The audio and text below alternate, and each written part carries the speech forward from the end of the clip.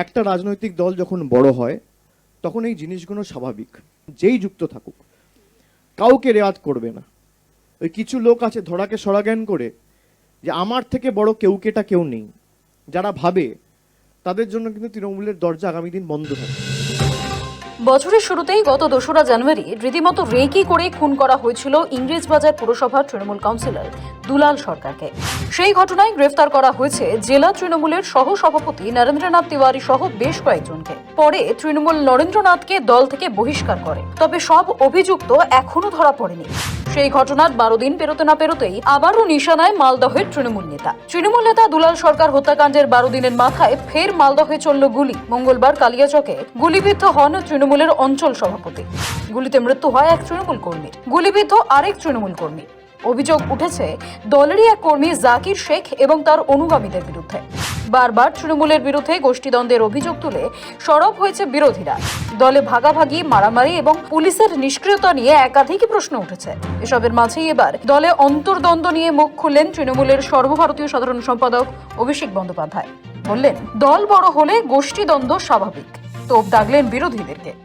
একটা রাজনৈতিক দল যখন বড় হয় তখন এই জিনিসগুলো স্বাভাবিক।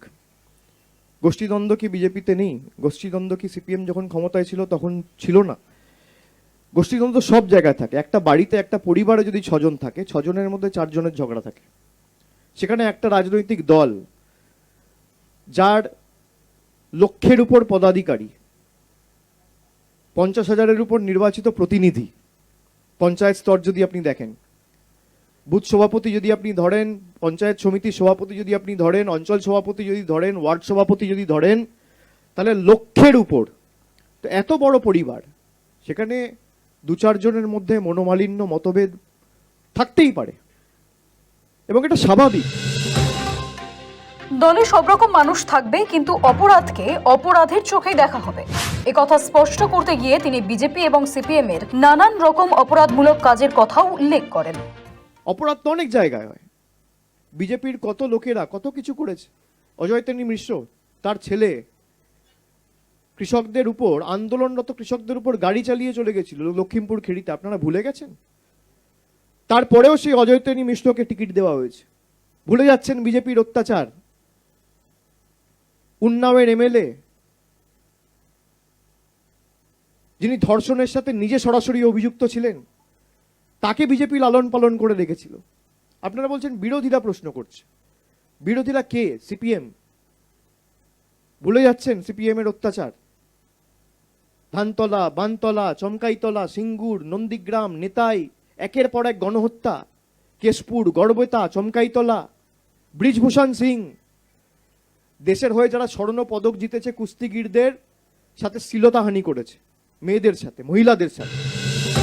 অভিষেক এও বলেন, দলকে দুর্বল করার কেউ কোনো চেষ্টা করলে তার বিরুদ্ধে দলীয় শৃঙ্খলা কমিটি পদক্ষেপ করবে। কেউ নিজেকে কেউকেটা ভাবতে শুরু করলে তৃণমূলের দরজা তার জন্য বন্ধ হয়ে যাবে। এটা পরিবারের নিয়ম, এটা সংসারের রীতি নীতি। তার মানে এই না যে আমি যা ইচ্ছা করে বেড়াবো। যদি কেউ কোনো রকম ভাবে দলকে দুর্বল করতে চায়, তার বিরুদ্ধে বিগত দিনেও দলীয় শৃঙ্খলা কমিটি ব্যবস্থা নিয়েছে। আগামী দিনও ব্যতিক্রম হবে না। এবং কোনো অপরাধের সাথে যদি কেউ যুক্ত থাকে, রাজ্যের পুলিশ প্রশাসন দলমত নির্বিশেষে তার বিরুদ্ধে কঠোর থেকে কঠোরতম ব্যবস্থা নেবে। যেই যুক্ত থাকুক কাউকে রেয়াত করবে না। সবাই যদি ভালো হতো তাহলে তো অপরাধ শূন্য হয়ে যেত, তাহলে তো স্বর্গ হয়ে যেত সমাজটা। তা তো নয়। যে মানুষ আমাদের নির্বাচিত করেছে, মানুষের জন্য কাজ আমাদের করতে হবে, কিন্তু মানুষের কাজ করতে গিয়ে ওই কিছু লোক আছে ধরাকে সরাজ্ঞান করে যে আমার থেকে বড় কেউকেটা কেউ নেই, যারা ভাবে তাদের জন্য কিন্তু তৃণমূলের দরজা আগামী দিন বন্ধ থাকবে। আর যারা ভাবছে এলাকা দখল করে ময়ূরেশী পাট্টার মতো দল চালাবো, তাদের কিন্তু কপালে বিপদ আছে। মালদহ কাণ্ডে তৃণমূলের এক নেতাকে গ্রেফতার করেছে পুলিশ। অভিষেক এদিন সেই প্রসঙ্গও তুলে ধরে বলেন, অন্যায় দেখলে তৃণমূল সরকারই তো নিজের দলের নেতাকর্মীর বিরুদ্ধে ব্যবস্থা নিয়েছে। মালদার যে ঘটনা দুলাল সরকারের আপনারা বলছেন, তারপরে আজকে পুলিশ ব্যবস্থা নিয়েছে, হ্যাঁ কি না? উত্তর হচ্ছে হ্যাঁ।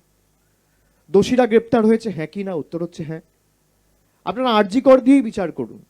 যেমন মালদার ঘটনাটায়, দুলাল সরকারের ঘটনাটায় তৃণমূলের একজন গ্রেফতার হয়েছে। রাজ্যের মুখ্যমন্ত্রীর নাম কি? মমতা বন্দ্যোপাধ্যায়, তৃণমূল কংগ্রেসের সর্বভারতীয় সভানেত্রী। সে রাজ্যের মুখ্যমন্ত্রী, আর গ্রেপ্তার হচ্ছে একজন তৃণমূলের। অভিষেক বন্দ্যোপাধ্যায় স্পষ্ট করে দেন, সরকার কোনো জ্যোতিষ নয় যে আগে থেকে জেনে আটকানো যাবে। একটা ঘটনা ঘটার পরে রাজ্য প্রশাসন কি ব্যবস্থা নিচ্ছে সেটাই গুরুত্বপূর্ণ।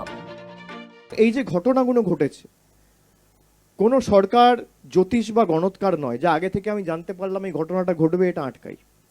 একটা ঘটনা ঘটার পর রাজ্যের জেলা প্রশাসন বা রাজ্যের পুলিশ প্রশাসন কি ব্যবস্থা নিচ্ছে তার উপরে অনেক কিছু নির্ভর করে। বছরের শুরুতেই মালদহে জোড়া খুনের ঘটনায় শাসক দলকে ঝাঁঝালো আক্রমণ শানিয়েছে বিরোধীরা। গোষ্ঠীদ্বন্দ্বের পাশাপাশি অভিযোগ উঠেছে দলে ভাগাভাগি, মারামারি এবং পুলিশের নিষ্ক্রিয়তা নিয়ে একাধিক প্রশ্ন। যদিও বিরোধীদের এই প্রসঙ্গে উদাহরণ টেনে পাল্টা আক্রমণ শানালেন অভিষেক। যেমন মালদার ঘটনাটায়, দুলাল সরকারের ঘটনাটায় তৃণমূলের একজন গ্রেফতার হয়েছে, পদাধিকারী। কোনোদিন দেখাতে পারবেন 34 বছর সিপিএম এর আমলে কোনো সিপিএম এর নেতা গ্রেফতার হয়েছে? কোনোদিন দেখাতে পারবেন উত্তরপ্রদেশে 2017 সাল থেকে 8 বছর বিজেপি ক্ষমতায়, বিজেপির কোনো নেতা গ্রেফতার হয়েছে? কোনোদিন দেখাতে পারবেন বিজেপি প্রায় 2 দশকের বেশি ক্ষমতায় গুজরাটে, কেউ দেখাতে পারবে যে বিজেপির কোনো নেতা গ্রেফতার হয়েছে? আমরা তদন্তের মতো রাজ্য পুলিশ প্রশাসনকে মুখ্যমন্ত্রী বারে বারে বলেছেন যে তদন্তের মতো এগোবে। যদি কেউ কোনো রকম ভুল করে, কোনো রকম কোনো অপরাধের সাথে যুক্ত থাকে, সে যে রাজনৈতিক দলের হোক, সে যে বর্গের হোক, যে ধর্মের হোক, যে জাতির হোক, একজন দোষী, একজন অপরাধী। অপরাধীর কোনো জাত হয় না, অপরাধীর কোনো ধর্ম হয় না, কোনো রাজনৈতিক দল হয় না। প্রশ্ন করে কে? আর এখানে আমরা যখন বলেছি জিরো টলারেন্স, একটা ঘটনা ঘটে যাওয়ার পর কি ব্যবস্থা নিচ্ছে, ঘটার পরে সেই পুলিশ প্রশাসন কি ব্যবস্থা নিচ্ছে, দলের নেতৃত্ব কি ব্যবস্থা নিচ্ছে, পার্টির ডিসিপ্লিনের ঊর্ধ্বে কেউ নয়।